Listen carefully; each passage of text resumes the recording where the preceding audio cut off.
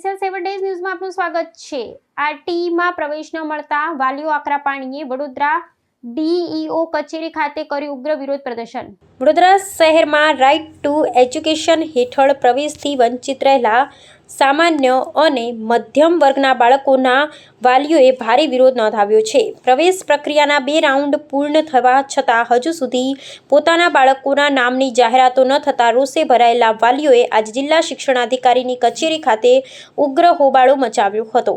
પોતાના બાળકોના ઉજ્જવળ ભવિષ્યની આશા સાથે આરટીઈ અંતર્ગત અરજી કરનારા વાલીઓનું કહેવું છે, જો ખરેખર જરૂરિયાતોને જ આ યોજનાનો લાભ ન મળે તો સમગ્ર પ્રક્રિયાનો અર્થ શું છે। વિરોધ પ્રદર્શન દરમિયાન એક વાલીએ પોતાની વ્યથા ઠાલવતા જણાવ્યું હતું કે તેઓ ઓટો રિક્ષા ચલાવી 9 સભ્યોના પરિવારનું ગુજરાન ચલાવે છે। આવા આર્થિક રીતે નબળા પરિવારના બાળકો માટે જ આરટીઈનો કાયદો અમલમાં મુકાયો છે। તેમ છતાં વાસ્તવિકતા એ છે કે આર્થિક રીતે સુખી અને સંપન્ન પરિવારો ખોટી રીતે આ યોજનાનો લાભ ઉઠાવી રહ્યા છે। આ સમગ્ર ઘટના આરટીઈની અમલવારી અને પારદર્શિતા સામે ગંભીર સવાલો ઊભા કરે છે। વાલીઓએ ઉગ્ર માંગ કરી છે કે તંત્ર દ્વારા પ્રવેશ પ્રક્રિયાની સઘન તપાસ કરવામાં આવે અને ખરા અર્થમાં યોગ્ય તથા હકદાર બાળકોને જ પ્રવેશ ફાળવવામાં આવે।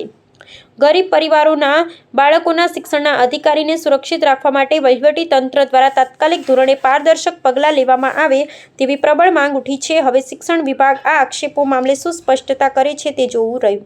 મારી રજૂઆત એ છે કે અમે 2 વાર લખ્યું। એકવાર ચલો પ્રોબ્લેમ હતો કે આધાર કાર્ડ માટે અમે રેશન કાર્ડ મૂક્યું હતું, પણ બીજા રાઉન્ડમાં અમે બધું તમામ ડોક્યુમેન્ટ કમ્પ્લીટ હોવા છતાં પણ કોઈ રિસ્પોન્સ નથી, અંદર કોઈ મેસેજ નહીં આવ્યો। અને આંગણવાડીમાં પણ અમે એડમિશન આપ્યું હતું કે ચલો અમારું આગળ જતાં અમારું છોકરું આમાં ભણે કે અમારા આરટીમાં। મારું ઘર રિક્ષા પર ચાલે છે, અમે 9 જણનું ઘર ભરણ પોષણ ચાલે છે।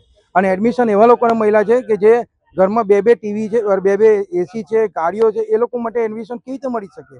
જરૂરિયાતમંદ માટે આરટી રાખી છે કે આ લોકો માટે રાખ્યું છે? એ યોગ્ય તપાસ સરકારે એમના પર કરવી જોઈએ। બિલકુલ આરટીમાં જો એડમિશન નહીં મળે તો તકલીફ કેટલી છે?